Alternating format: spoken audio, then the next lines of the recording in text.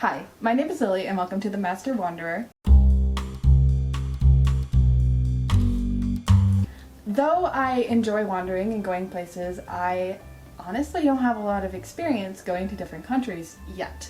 But my friend from high school actually went to Spain for a whole entire year, so I'm gonna actually have her take the seat and talk about her experience.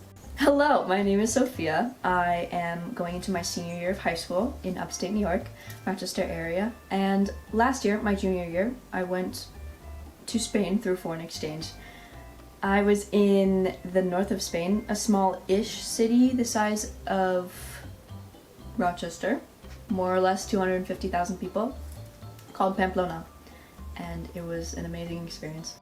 For me, foreign exchange started when I was little. I mean, I had always wanted to be a foreign exchange student, and then I went through middle school and then high school until sophomore year when I remembered through a friend that it existed. And then I started looking for programs immediately because I knew I was going, like, no question about it. It took me a really long time. I didn't think it was going to, because I knew Spanish culture, I was familiar with it, I had researched it a lot before going, but once you're actually in it, it's a lot different than you expect it to be. There were a lot of things that surprised me, culture shock. I would say it took around 3 months for me to actually feel normal in Spain. Especially with my first host family. I was with them for 4 months, and it wasn't until the 4th month, the beginning of the 4th month, that I felt like we found a rhythm in life and kind of were able to talk more and just get along better, and I knew what each person was like. Spanish people are a lot more upfront than I expected. For example, it was really funny one of the first times we sat down to dinner. The mom brought out the food, we were sitting down, we were like going to start eating, and then somebody tastes the food and they go, "This is cold and tastes bad." And here that would be like so rude, and there it is too, but it's more normal to just say what you think, especially when it comes to food or like an opinion. They say it outright because it's just part of the culture. I found it very interesting that my classmates seemed less mature than my classmates here, which I didn't think was possible, but I think because of the way Spanish people and children are raised, they are cared for by their parents longer and in different ways. For example, they stay usually with the family, like living in their house until they are married and have a job, so like 30, 25, around there. It was also around the 3-month point that I started to catch on to the language, but then quickly I started to catch on more and more because you're surrounded by it all the time. And so in the beginning I would understand words by themselves and simple phrases. Then through the year I would understand more and more complex phrases and words put together and how that changes the meaning of the sentence. Ahora me da vergüenza hablar en español porque en mi opinión está bastante oxidado. Pero mi parte favorita de España era que yo podría andar donde quiera. Por ejemplo, esto no sé cómo decirlo. Y que hay autobuses, hay carrera bici, que puedes mover donde quieras, cuando quieras.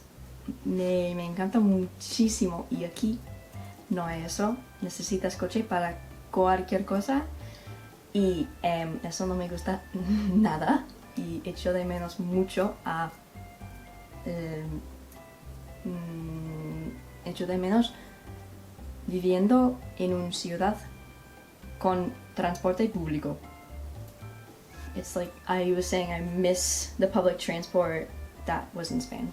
One of the biggest differences that I saw from the US to Spain and Spain to the US was the education system. The education system is very different because they try to make it the same for each, like, they're called autonomous communities, which are basically the states of Spain. And so when you enter high school, the equivalent of junior and senior year, you don't have to go if you don't want to. So you can graduate high school after sophomore year.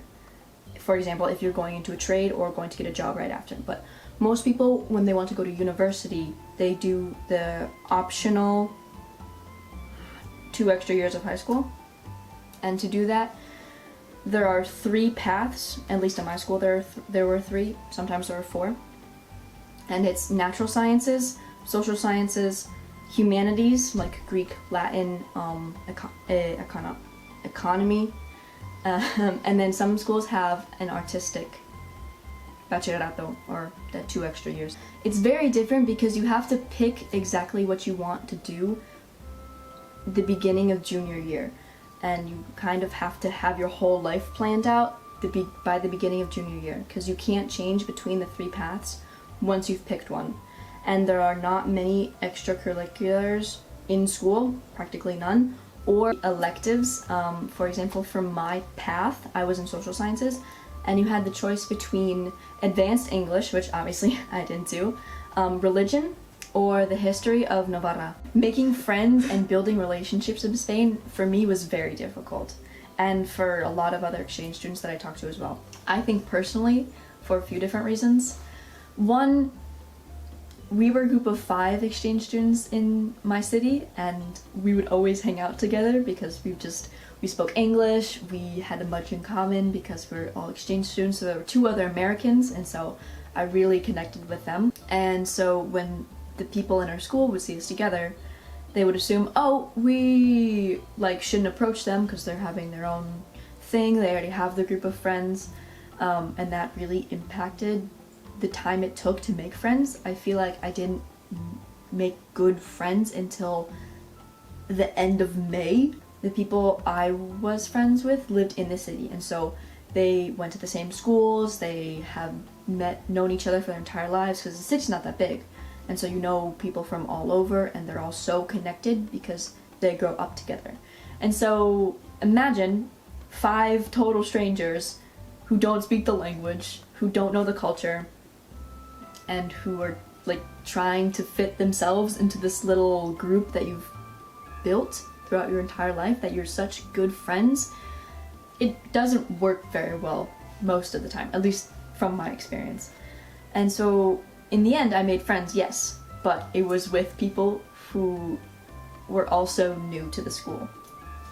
The relationships I made in Spain really changed the experience of the foreign exchange, because the people are the most important part.